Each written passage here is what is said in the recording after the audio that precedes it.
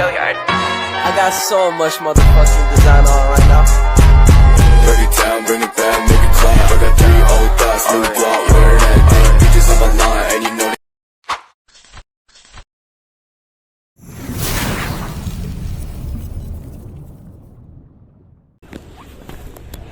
Halo semuanya, kenalin kami mahasiswa Prodi Pendidikan Ekonomi Angkatan 2022 Fakultas Keguruan dan Ilmu Pendidikan Universitas 11 Maret, Surakarta.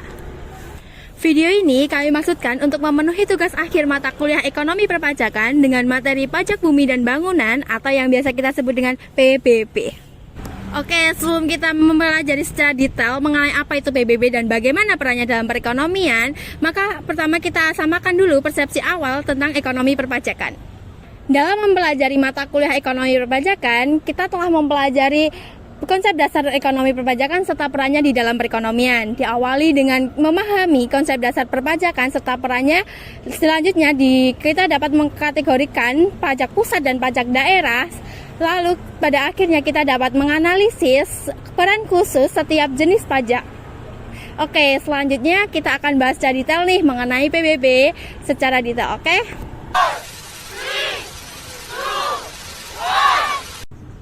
Di sini saya akan menjelaskan pengertian pajak. Pengertian pajak adalah kontribusi wajib negara yang terutang oleh orang pribadi atau badan usaha yang bersifat memaksa berdasarkan undang-undang dengan tidak mendapatkan imbalan secara langsung digunakan untuk keperluan negara bagi sebesar-besarnya kemakmuran rakyat. Poin penting dari pengertian pajak yaitu yang pertama bersifat wajib, yang kedua memaksa, yang ketiga tidak ada imbalan, yang keempat bagi kemakmuran rakyat. Berdasarkan lembaga pengurutannya, pajak dibagi menjadi dua, yaitu ada pajak daerah dan pajak pusat. Oke, di sini saya akan menjelaskan mengenai pajak pusat. Pajak pusat adalah setiap pungutan yang secara wajib dibayarkan oleh wajib pajak oleh orang pribadi maupun badan usaha kepada pemerintah pusat. Pajak pusat dipungut oleh pemerintah dalam Direktorat Jenderal Pajak di bawah Menteri Keuangan. Dalam hal ini digunakan untuk membiayai kebutuhan negara di bidang pendidikan, kesehatan, sosial, serta dalam pembangunan APBN. Lalu ada jenis-jenis pajak pusat. Yang pertama itu ada pajak pertambahan nilai, yang kedua ada pajak penghasilan, yang ketiga ada pajak penjualan atas barang mewah, yang keempat ada bea materai, yang kelima ada pajak bumi dan bangunan. Selanjutnya, peraturan yang mengatur tentang pajak pusat tertuang dalam Peraturan Pemerintah Nomor 10 Tahun 2021 tentang pajak daerah dan retribusi daerah. Selanjutnya yaitu ada pajak daerah. Pajak daerah adalah kontribusi wajib kepada negara yang terutang oleh orang pribadi atau badan usaha yang bersifat memaksa dan berdasarkan undang-undang yang digunakan untuk keperluan daerah bagi sebesar-besarnya kemakmuran rakyat. Selanjutnya itu ada jenis-jenis pajak daerah. Yang pertama itu ada pajak kendaraan bermotor. Yang kedua ada pajak bea balik nama kendaraan bermotor. Yang ketiga ada pajak atas alat berat. Yang keempat ada pajak reklame. Yang kelima ada pajak hotel dan lain-lain. Oke, selanjutnya kelompok kami akan membahas secara detail mengenai pajak pusat, yaitu pajak bumi dan bangunan, serta peranannya dalam perekonomian.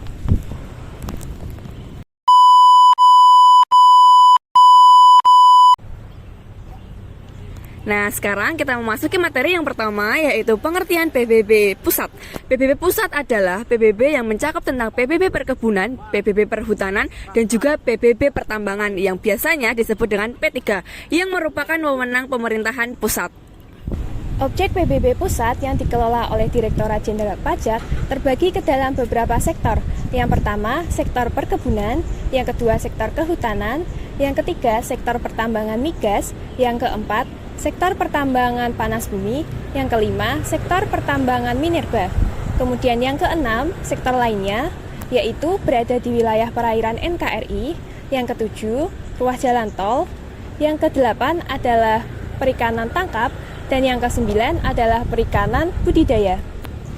Nah, untuk materi selanjutnya yaitu adalah objek yang tidak dikenakan oleh PBB.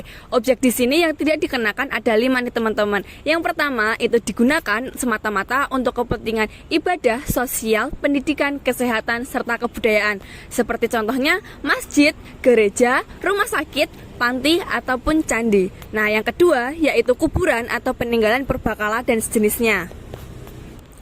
Dan selanjutnya yang ketiga yaitu ada hutan lindung, suaka alam, taman nasional yang dikuasai oleh desa, serta tanah negara yang belum dibebani hak. Untuk yang keempat yaitu digunakan oleh perwakilan diplomatik berdasarkan asas timbal balik. Nah, ini yang terakhir nih teman-teman, yaitu digunakan oleh badan atau perwakilan organisasi yang ditentukan oleh Menteri Keuangan. Subjek dari PBB pusat sendiri adalah orang pribadi atau badan yang secara nyata dan sah memiliki hak atas bumi, memperoleh manfaat, dan menguasai bangunan tersebut. NJO PTKP ditetapkan berdasarkan Pasal 1 Ayat 3 Peraturan Menteri Keuangan Nomor 23 Tahun 2014, yaitu sebesar 12 juta. Selanjutnya, NJKP atau nilai jual kena pajak ditetapkan berdasarkan KMK nomor 201 tahun 2000, yaitu objek pajak perkebunan, objek pajak pertambangan, dan objek pajak kehutanan masing-masing sebesar 40%. Oke, selanjutnya yaitu tentang tarif dan perhitungan PBB. Untuk tarif PBB pusat ini sendiri yaitu sebesar 0,5%. Untuk perhitungan PBB yaitu nilai jual kena pajak atau NJKP. Pajak perkebunan yaitu sebesar 40%, pajak perhutanan yaitu sebesar 40%, dan pajak pertambangan yaitu sebesar 40%. Apabila NJKP lebih dari 1 miliar, pajaknya yaitu sebesar 40%, dan apabila NJKP kurang dari 1 miliar yaitu sebesar 20%. Beberapa dasar hukum yang membahas mengenai PBB Pusat P3 adalah 1. Undang-Undang Nomor 12 Tahun 1994 tentang perubahan atas Undang-Undang Nomor 12 Tahun 1985 mengenai pajak bumi dan bangunan. Yang kedua, Undang-Undang Nomor 1 Tahun 2022 tentang hubungan keuangan antara pemerintah pusat dan pemerintah daerah. Kemudian yang ketiga, Peraturan Menteri Keuangan Nomor 186 PMK 03 Tahun 2019 tentang klasifikasi objek pajak dan tata cara penetapan nilai jual objek pajak bumi dan bangunan. Nah, selanjutnya kita masuk di dasar pengenaan PBB pusat nih teman-teman. Yang pertama yaitu harga rata-rata yang diperoleh dari hasil transaksi jual beli yang terjadi secara wajar. Yang kedua, perbandingan harga dengan objek lain yang sejenis yang letaknya berdekatan serta fungsinya yang sama dan sudah diketahui harga jualnya. Yang ketiga, nilai perolehan baru, dan yang keempat, penentuan nilai jual objek pengganti. PBB Pusat memiliki peranan penting bagi perekonomian negara. Di antaranya adalah membiayai anggaran yang berkaitan dengan pembangunan dan kepentingan negara. Oke, selanjutnya kita masuk di alokasi PBB Pusat. Menurut Peraturan Menteri Keuangan Nomor 3 Tahun 2007, pendapatan negara dari PBB itu dibagi menjadi 10% untuk pemerintahan pusat dan 90% untuk daerah, dengan rincian 16,2% untuk provinsi yang bersangkutan dan 64,8% untuk kabupaten atau desa yang bersangkutan dan 9% untuk pungutan. Nah, selanjutnya menurut Undang-Undang Nomor 12 Tahun 1994, besaran denda PBB yaitu sebesar 2% setiap bulannya dari total tunggaan pajak.